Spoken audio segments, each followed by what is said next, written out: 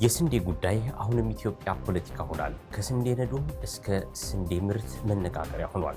ኢትዮጵያ በአፍሪካ አንደኛዋ ስንዴ አምራች ሆናለች ወይስ በቁጥሮች መሃል ተለጥፋለች? ጥያቄያችን ነው። ጠቅላይ ሚኒስትር አብይ አህመድና ዓለም አቀፍ ተቋማት የሚናገሩት ቁጥር ለምን ፈጽሞ ሊጣጣም አልቻለም? ስንዴን እንደ ምርጫ ምልክትም እንደ ትርፍ አምራችነትም የፖለቲካ ሸቀጥ እንደምንስ በኢትዮጵያ ሆነ? ስንዴም ፖለቲካ ሆነች እንዴን? እኛም እንጠይቃለን። 5 እጥፍ ልዩነት። በዚህ በጀት ዓመት 33 ሚሊዮን ሜትሪክ ቶን ስንዴን ተመርቷል። ይህም ኢትዮጵያን በአፍሪካም ቁንጮ ያደርጋታል ሲሉ ጠቅላይ ሚኒስትሩ ተደምጠዋል። የዩኤስዲኤ ወይም የአሜሪካ እርሻ ዲፓርትመንት መረጃ ግን የኢትዮጵያ ምርት 6.5 ሚሊዮን ሜትሪክ ቶን ብቻ ነው ብሏል። ይህም ከመንግስት ሪፖርት በ5 እጥፍ ያነሰ ሆኗል። አሁንም ግብፅ ትምራለች።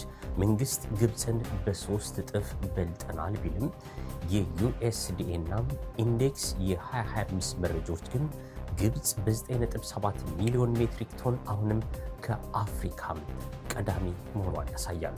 ኢትዮጵያ በ6.5 ሚሊዮን ሜትሪክ ቶን ሁለተኛ ደረጃ ላይ ትገኛለች።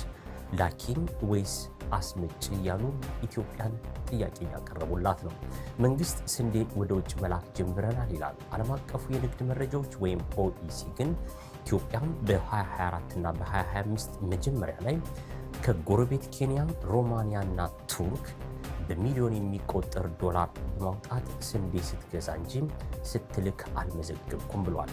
የስንዴ ነዶም የምርጫ ምልክት ስለሆነም ስንዴን ማሞገስና ማባዛት ፖለቲካ ሆነ ወይስ ሌላ ጉዳይ? እውን ስንዴ ከኛ አልፎም ወደ ውጭ እየላክን ነው ወይ? በየሰፈሩ ዳቦ ረክሶም የስንዴ ገበያው ጠግቦ በልቶ መኖር እንዲህ በኢትዮጵያ ፖለቲከኞች ቀላል ሆነ እንዴ እያሉ ብዙዎችም እየጠየቁ ነው። ወይስ ስንዴም ፖለቲካ በብልጽግና ዘመን ሆነች? የብዙዎች ጥያቄ ነው።